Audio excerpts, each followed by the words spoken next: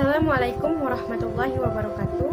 Saya Sri Mulyani dari kelas 4A Manajemen Pendidikan Ekonomi Fakultas Tarbiyah dan Keguruan UIN Sultan Syarif Kasim Riau. Di sini saya akan menyampaikan materi mengenai konsumsi dan investasi Indonesia di tengah wabah COVID-19. Baiklah teman-teman, seperti yang kita ketahui, COVID-19 atau Coronavirus Disease merupakan wabah penyakit yang berasal dari virus nCoV-19 yang pertama kali ditemukan di kota Wuhan, China.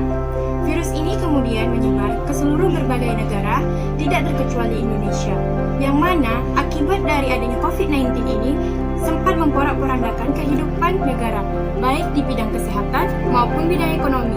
Di dalam bidang ekonomi itu sendiri, dalam konsumsi dan investasi, Indonesia juga mengalami penurunan, yang mana hal ini bisa kita lihat dari adanya penurunan pertumbuhan ekonomi Indonesia.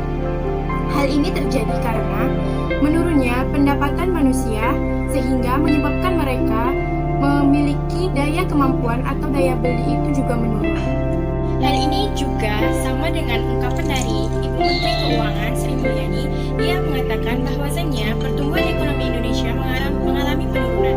Hal ini terjadi karena menurunnya konsumsi dan investasi Indonesia akibat adanya COVID-19 dan menyebabkan pendapatan masyarakat menurun, sehingga daya beli dan kemampuan masyarakat menurun juga.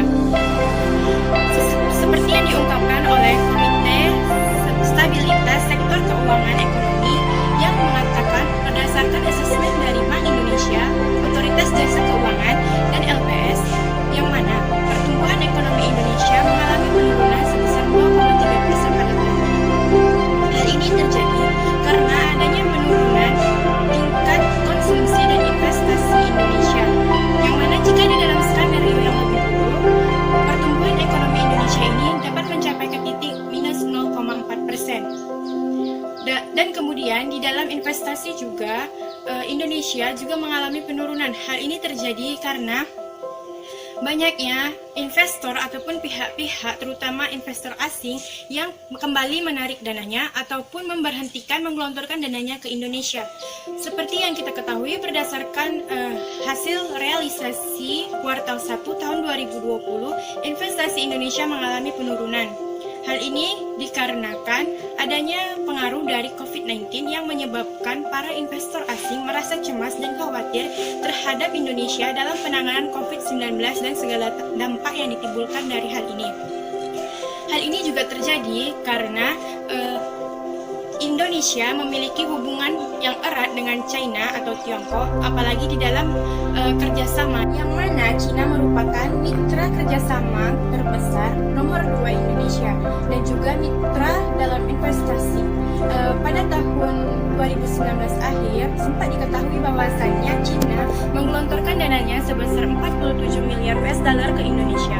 Namun saat wabah ini terjadi, diprediksikan investasi ini akan mengalami penurunan sebesar 127 miliar US dollar. Berdasarkan laporan realisasi investasi Indonesia di kuartal pertama tahun 2020, pertumbuhan investasi Indonesia mengalami penurunan.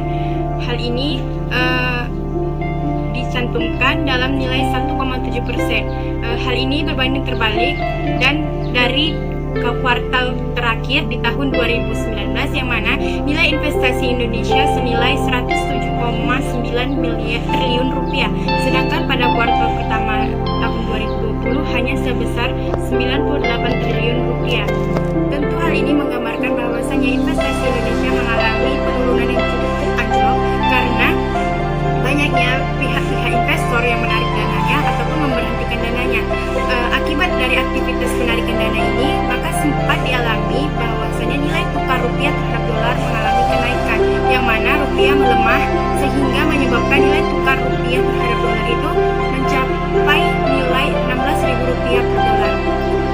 Dan inilah yang menyebabkan kenapa pertumbuhan ekonomi Indonesia mengalami penurunan.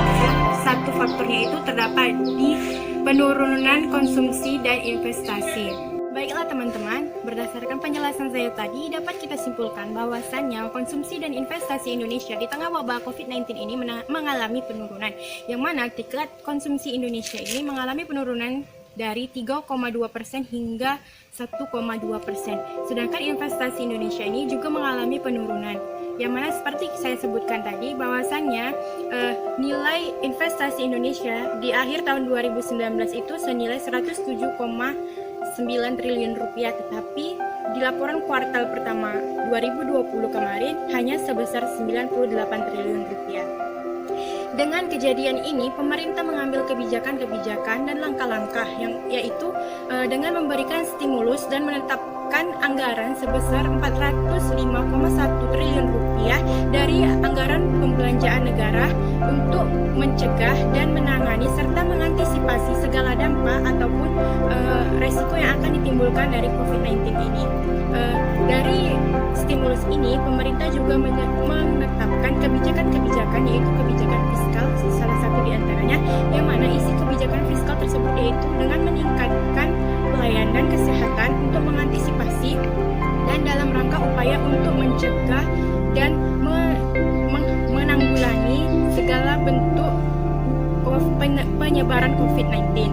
Dan yang kedua yaitu dengan memberikan bantuan sosial kepada masyarakat kecil dan masyarakat umum yang rawan terkena bencana dari COVID-19 ini, baik itu seperti bantuan langsung tunai ataupun bantuan sembako murah ataupun dengan memberikan jumlah anggaran terhadap kartu prakerja dan kartu Indonesia Sejahtera.